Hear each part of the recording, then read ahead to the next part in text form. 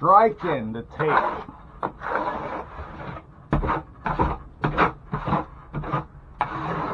Always striking the tape.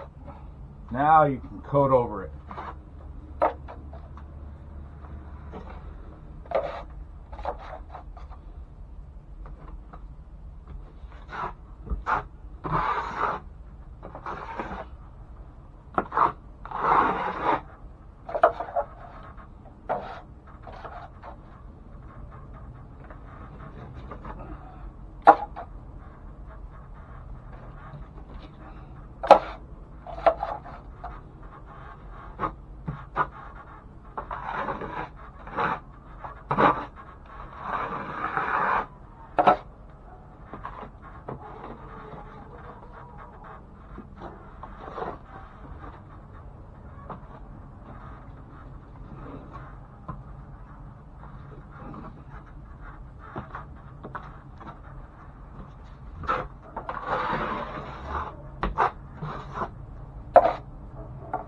About it. Just let it set up. It's easier if you do have a hose washout area to wash your tools. Like I said, if not, you're going to have to wash them out inside of a bucket. So that's why I like to have a washout area and hose whenever possible. Whenever I do any type of projects, construction, drywall, painting, stucco, tile, you always need a nice washout area, hose. Keep stuff clean. Keep your tools clean. The cleaner you can keep the project, the easier it's going to go.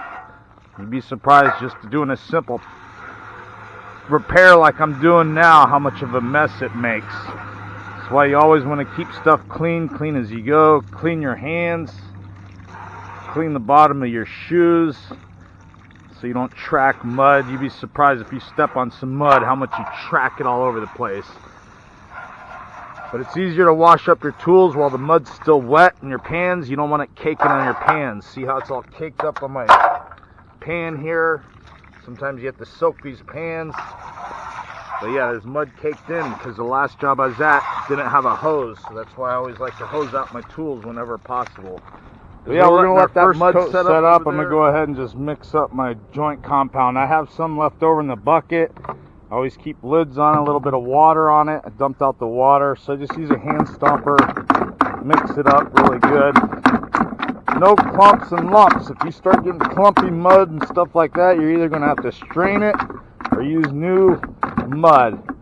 Consistency. I add water to this all-purpose joint compound. This is kind of on the thin side because it's the bottom of the bucket, almost done with it, but it's thick enough for this.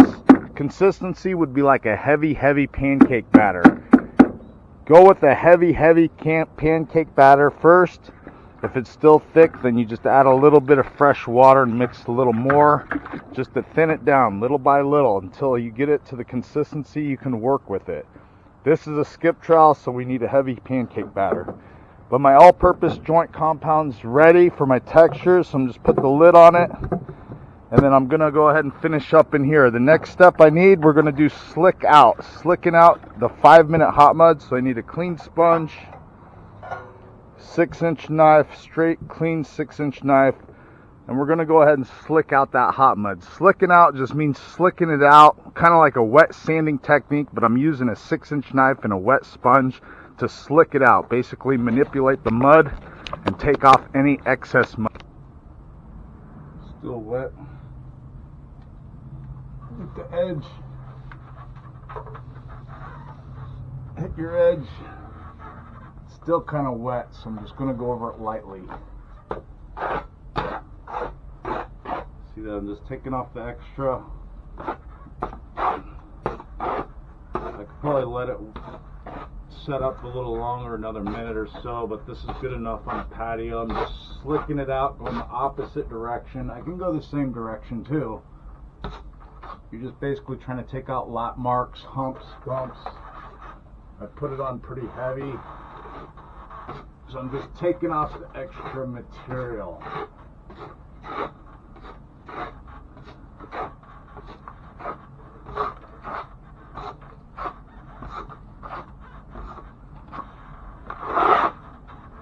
See, extra material. Now we're going to do a second coat. So I'm going to do the same thing like the first coat. I'm just going to coat everything, let that set up, and we'll slick it out again. And then it'll be ready for texture.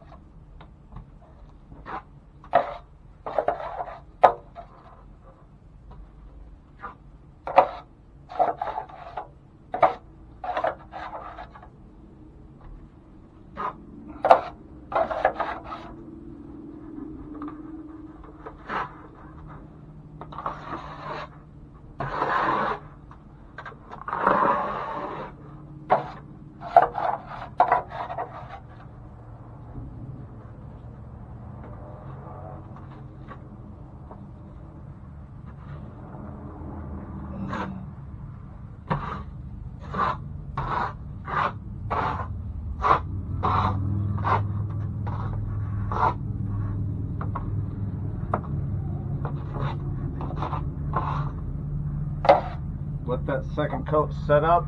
5 minutes. I'm going to give about 5 to 8 minutes to fully set up, and then we're going to slick it out, then texture it.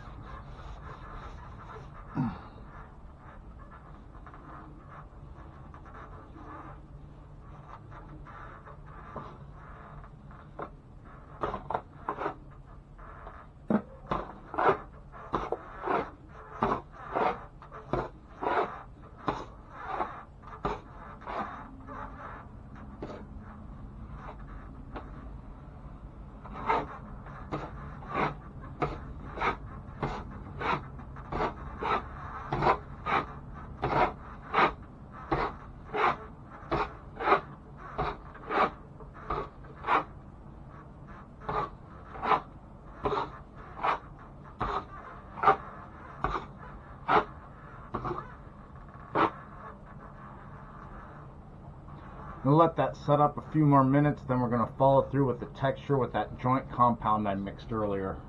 Just need a less than a half a pan of mud, not even quarter pan. Set up, texture.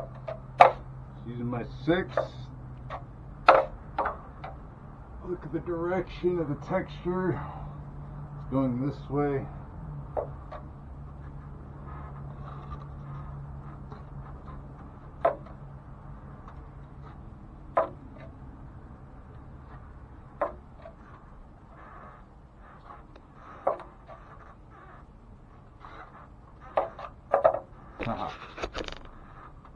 Put mud on camera.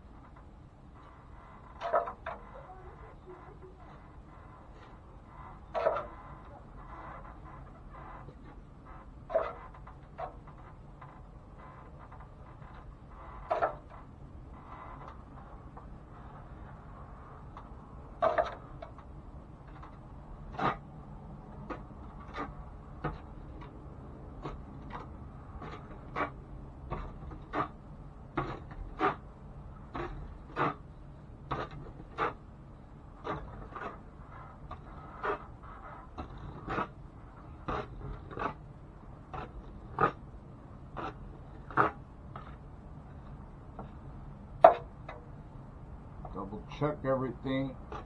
take it out further and wider to fade it in.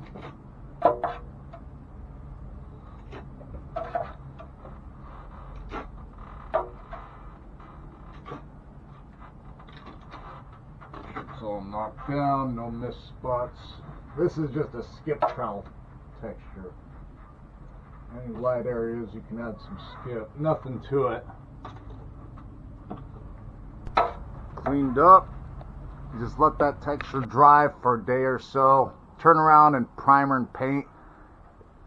Some people opt into sanding it. It is a patio, so they don't really sand them. But you can lightly even sand it with like 150 grit, 200 grit sandpaper.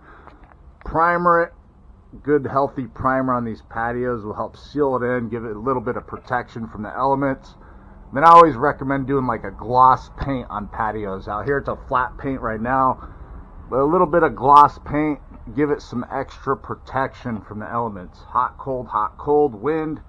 Got to protect the sheetrock. If you have sheetrock on patios outside, you have to protect it with fresh, high quality exterior paint. Gloss paint's preferred. That's what I recommend. Everybody wants to do flat, but I recommend a gloss paint on these patio ceilings. Let that texture dry overnight. Anytime tomorrow thereafter, you can primer and paint.